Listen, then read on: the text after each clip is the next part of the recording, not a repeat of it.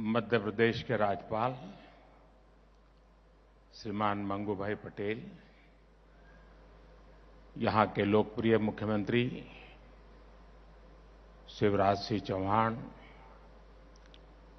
Scindia school के निदेशक मंडल के अध्यक्ष और कैबिनेट में मेरे सहयोगी Shri Jyotiraditya Scindia ji, Shri Narendra Singh Tomar, doctor Jitendra Singh, school management के साथी और सभी कर्मचारी, अध्यापक और अभिभावकगण और मेरे प्यारे युवा साथियों, सिंधिया स्कूल के 125 वर्ष होने पर आप सभी को बहुत बहुत बधाई।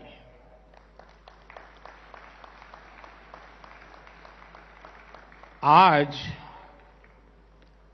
आजाद हिंद सरकार का स्थापना दिवस भी है।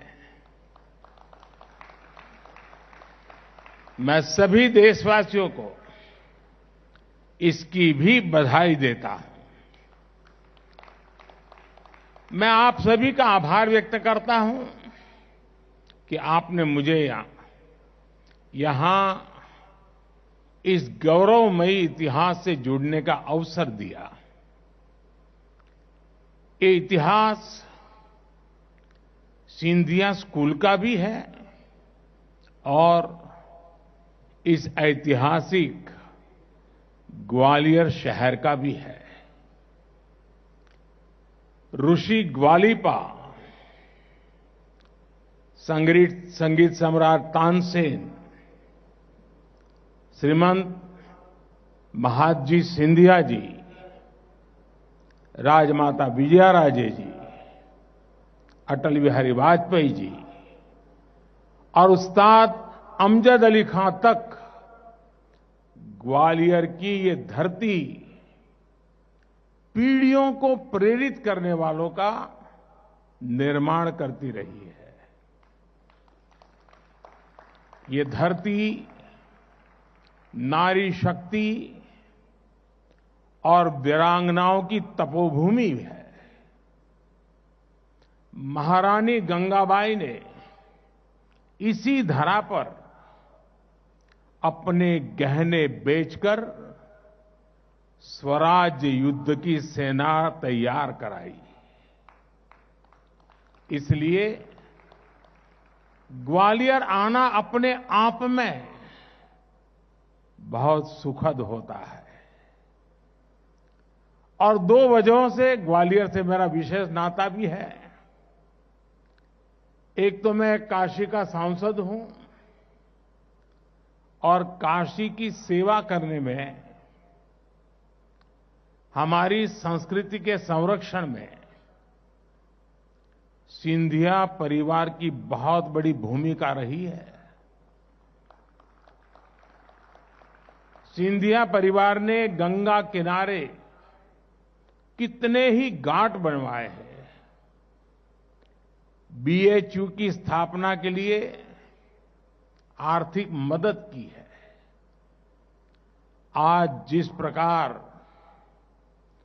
काशी का विकास हो रहा है, उसको देखकर महारानी बैजाबाई और महाराज माधोराव जी को, उनकी आत्मा जहां भी होगी, कितनी प्रसन्नता होती होगी, इसकी हम कल्पना कर सकते हैं। और मेरे से मैंने कहा 2 वजह है और दूसरी वजह भी बता देता हूं। ग्वालियर के साथ मेरा एक दूसरा कनेक्ट भी है। हमारे ज्योतिरादित्य जी गुजरात के दामाद हैं।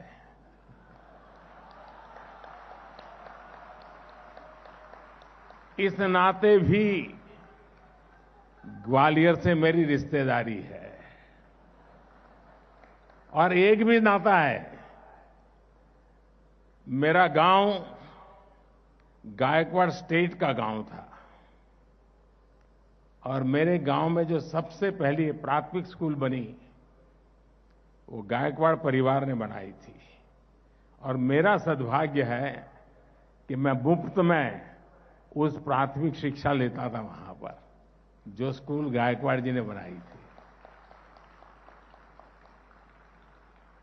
साथियों, हमारे यहां कहा गया है मनस्येकम वचस्येकम कर्मण्येकम महात्मा नाम, अर्थात सज्जन व्यक्ति जैसा मन में सोचते हैं वैसा ही कहते भी हैं और करते भी हैं। यही एक कर्तव्य परायण व्यक्तित्व की पहचान होती है।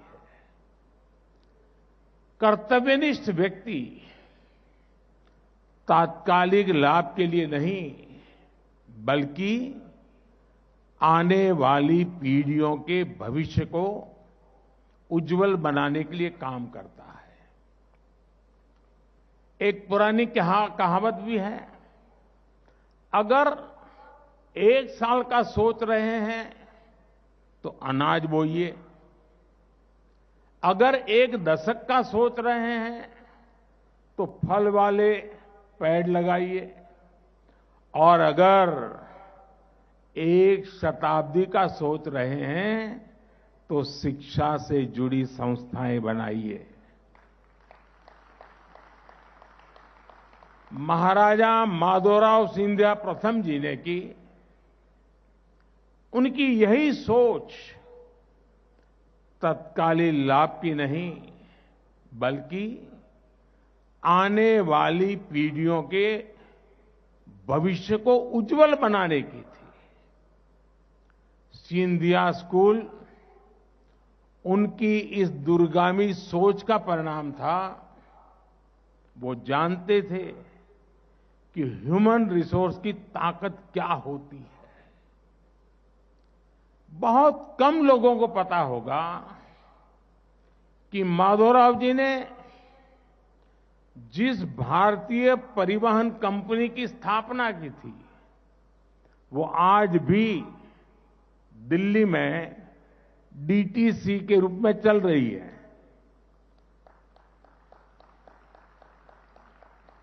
आने वाली पीढ़ियों के लिए जल संरक्षण पर भी उनका उतना ही ध्यान था। उन्होंने उस कालखंड में पानी के लिए, सिंचाई के लिए एक बहुत बड़ी व्यवस्था बनाई थी।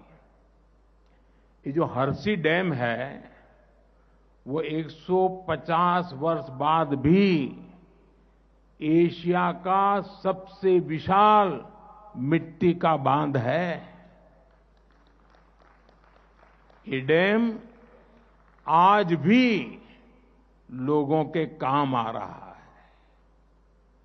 माधवराव जी के व्यक्तित्व से हम सभी के लिए ये दूरदृष्टि सीखने योग्य है। एजुकेशन हो, करियर हो, जीवन हो या फिर पॉलिटिक्स, शॉर्टकट आपको भले कुछ तात्कालिक लाभ पहुंचा दे लेकिन आपको लॉन्ग टर्म सोचने के साथ ही काम करना चाहिए। जो भी व्यक्ति समाज में या सियासत में तात्कालिक स्वार्थ के लिए काम करता है उससे समाज का, राष्ट्र का नुकसान ही होता है। साथियों, साल 2014 में जब देश ने मुझे ये प्रधान सेवक का दायित्व दिया तो मेरे सामने भी 2 ऑप्शन थे। या तो सिर्फ तात्कालिक लाभ के लिए काम करें या फिर लॉन्ग टर्म अप्रोच को अपनाए।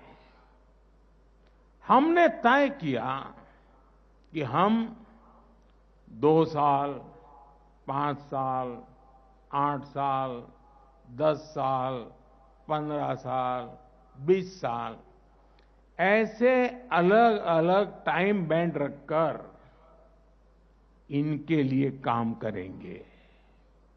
आज आप कह सकते हैं कि हमारी सरकार को 10 साल हो रहे हैं। इन 10 वर्षों में देश ने लॉन्ग टर्म प्लानिंग के साथ जो फैसले लिए हैं वो अभूतपूर्व है।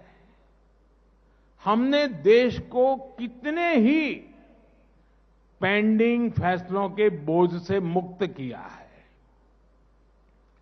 60 साल से डिमांड हो रही थी कि जम्मू कश्मीर से आर्टिकल 370 को हटाया जाए।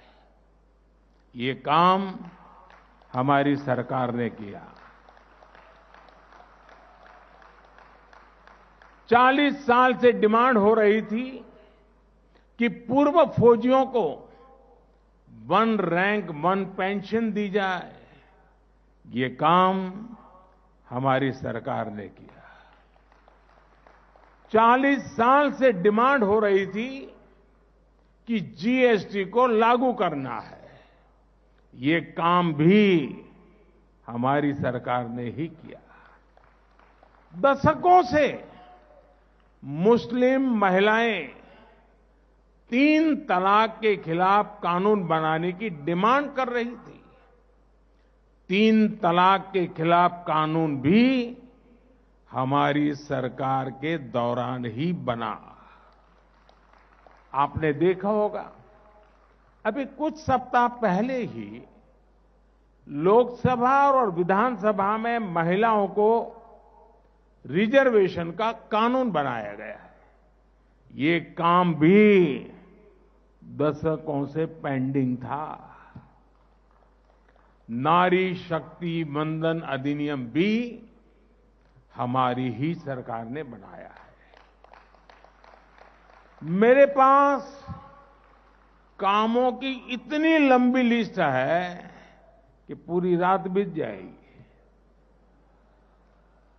ये तो कुछ बड़े फैसले मैं इसलिए बता रहा था क्योंकि अगर हमारी सरकार ये फैसले नहीं लेती तो इसका बोझ किस पर ट्रांसफर होता। अगर हम ये नहीं करते तो कैरी फॉरवर्ड कहां होता? आपकी जनरेशन पर होता। तो मैंने आपकी जनरेशन का कुछ बोझ हल्का कर दिया है।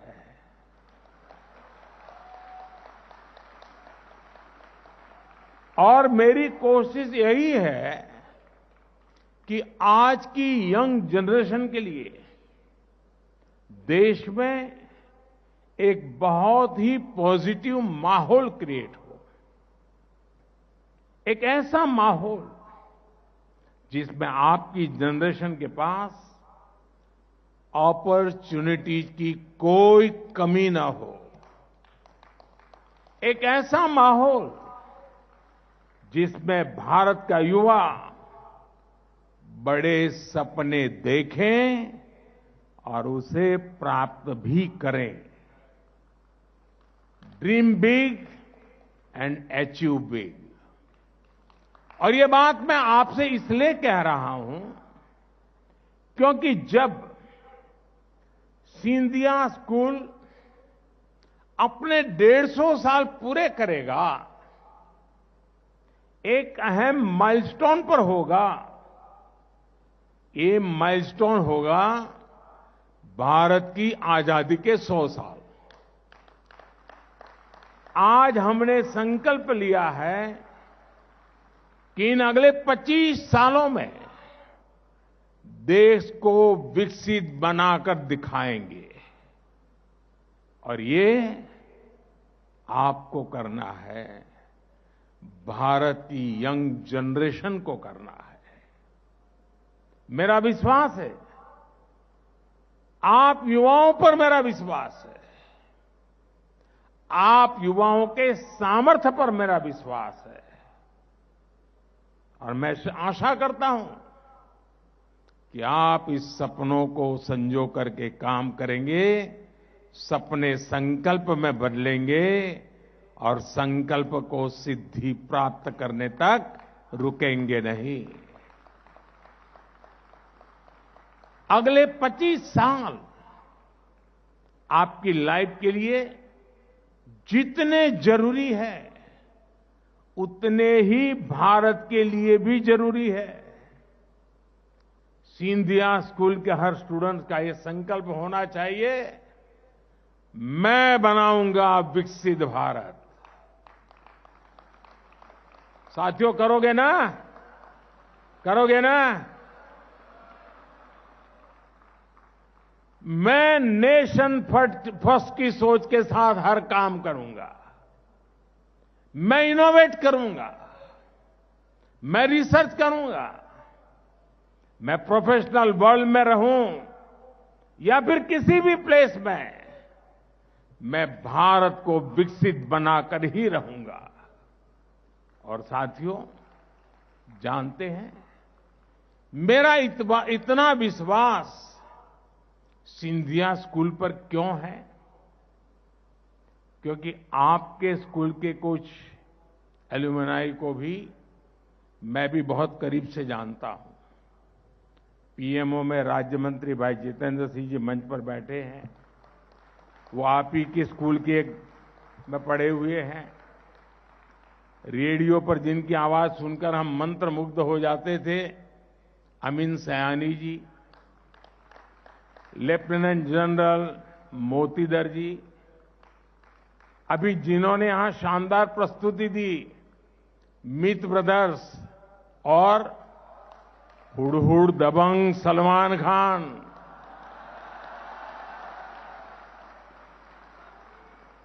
और मेरे मित्र नितिन मुकेश भी यहां बैठे हैं। सिंधिया स्कूल के स्टूडेंट्स का कैनवास इतना बड़ा है कि उसमें हमें हर तरह के रंग दिख जाते हैं। मेरे युवा साथियों, विष्णु पुराण में लिखा है, गायंती देवाः किल गीतकानि धन्यास्तुते भारत भूमि भागे। अर्थात देवता भी यही गान करते हैं कि जिसने इस भारत भूमि में जन्म लिया है वे मनुष्य देवताओं से भी अधिक सौभाग्यशाली है। आज भारत सफलता की जिस ऊंचाई पर है वो अभूतपूर्व है। पूरे विश्व में भारत की धाक जमी हुई है।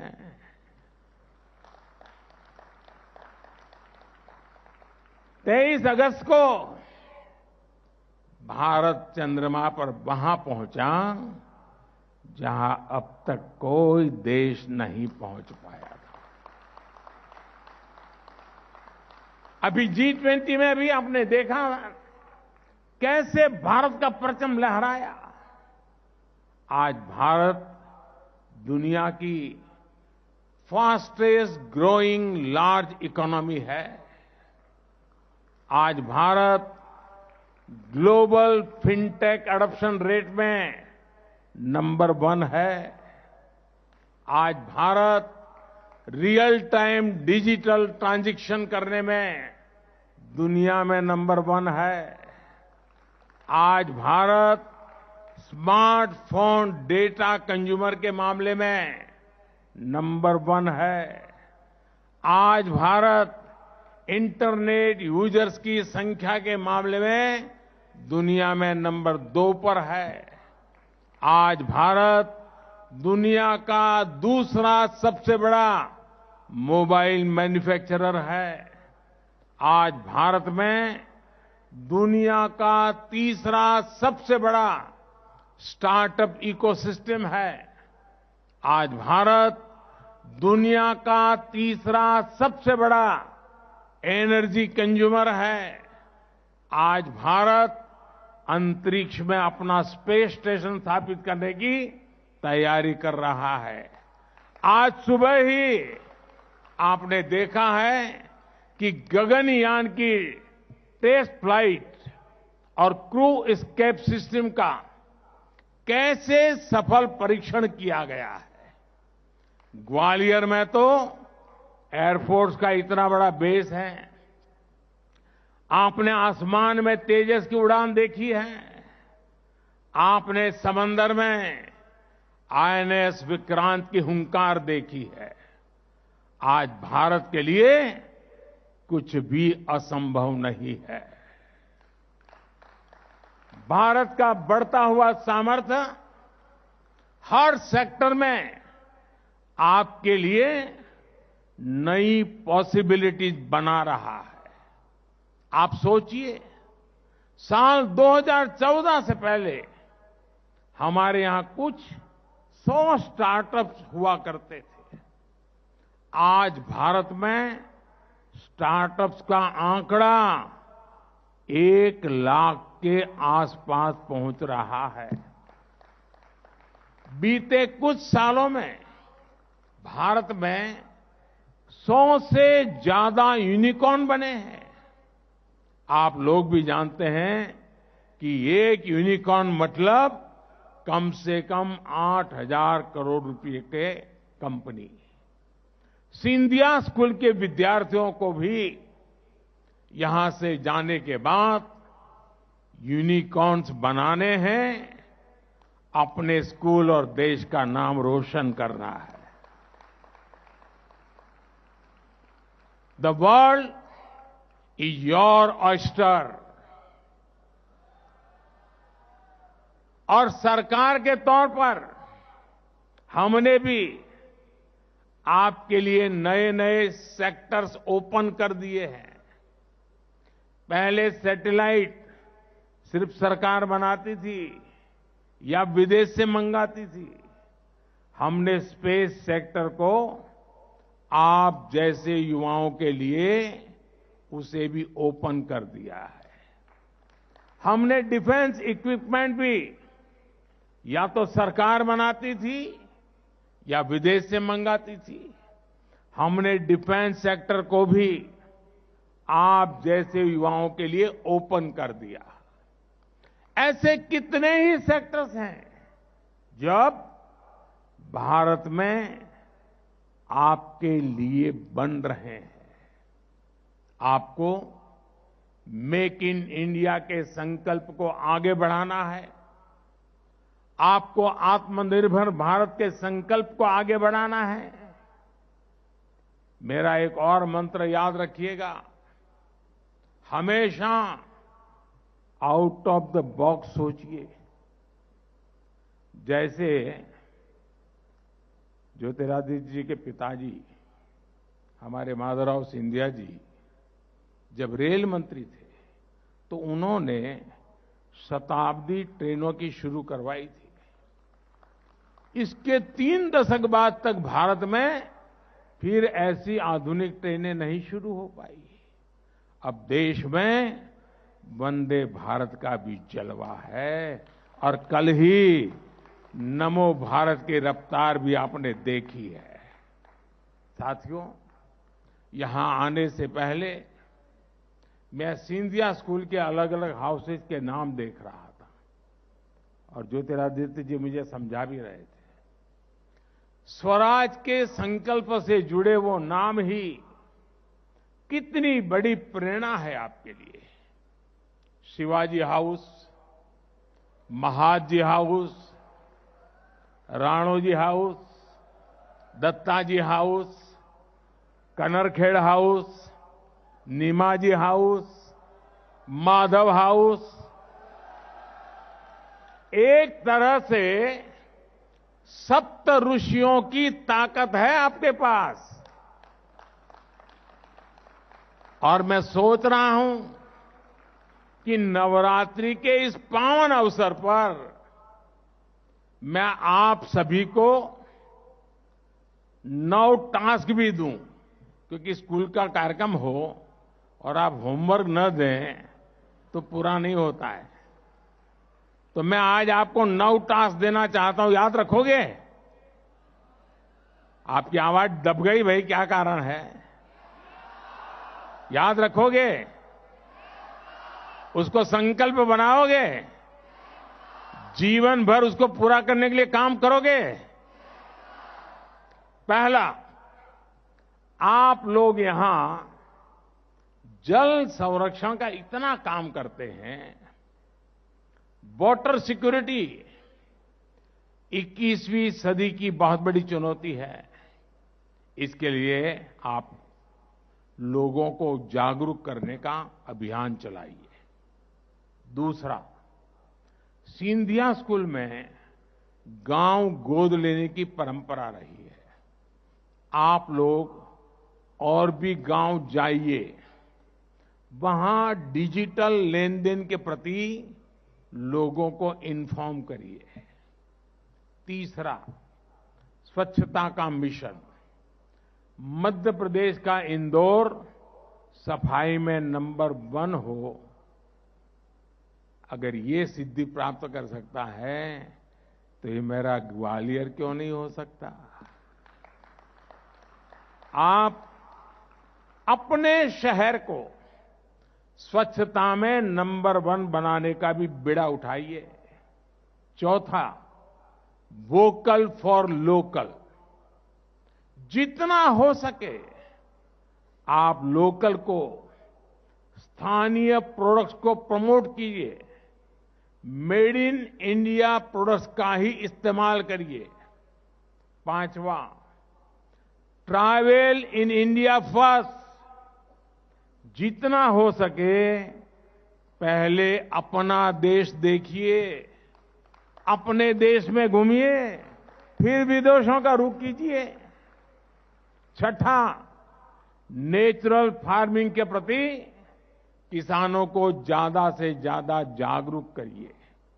ये धरती मां को बचाने के लिए बहुत जरूरी अभियान है। सातवां, मिलेट्स को, श्री अन्न को अपने जीवन में शामिल करिए। इसका खूब प्रचार प्रसार करिए। आप जानते हैं ना, ये सुपर फूड होता है। आठवां, फिटनेस। योग हो, स्पोर्ट्स हो, उसे भी अपने जीवन का अभिन्न हिस्सा बनाइए। आज ही यहां मल्टीपर्पज स्पोर्ट्स कॉम्प्लेक्स का शिलान्यास भी हुआ है। इसका भी आप खूब लाभ उठाइए। और नौवां, कम से कम एक गरीब परिवार की हैंड होल्डिंग जरूर करिए।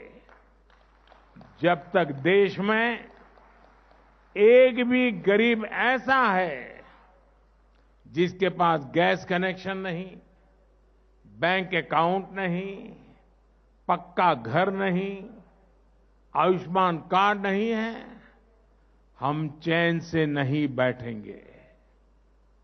भारत से गरीबी दूर करने के लिए ये बहुत जरूरी है।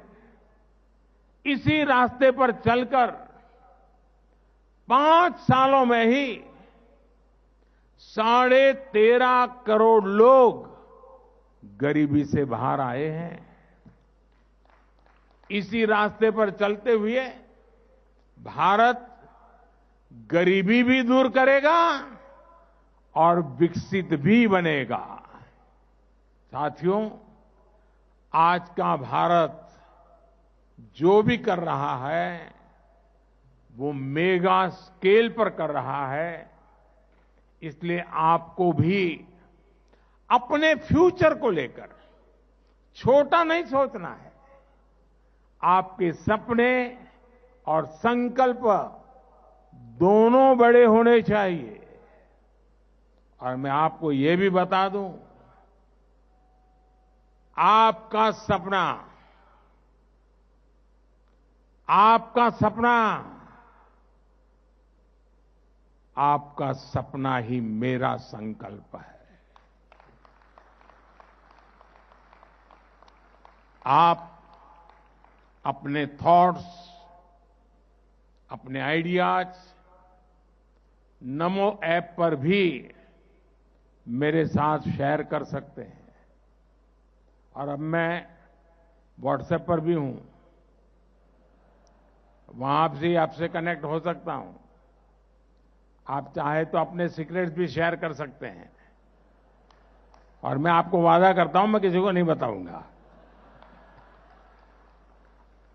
साथियों, जीवन ऐसे ही हंसी मजाक में चलते रहना चाहिए। आप खुश रहिए, स्वस्थ रहिए। मुझे आप सभी पर पूरा भरोसा है। आपको याद रखना है, सिंधिया स्कूल सिर्फ एक संस्थान भर नहीं है, बल्कि एक विरासत है। महाराज माधवराव जी के संकल्पों को इस स्कूल ने आजादी के पहले और आजादी के बाद भी निरंतर आगे बढ़ाया है। अब इसकी ध्वजा आपके पास है।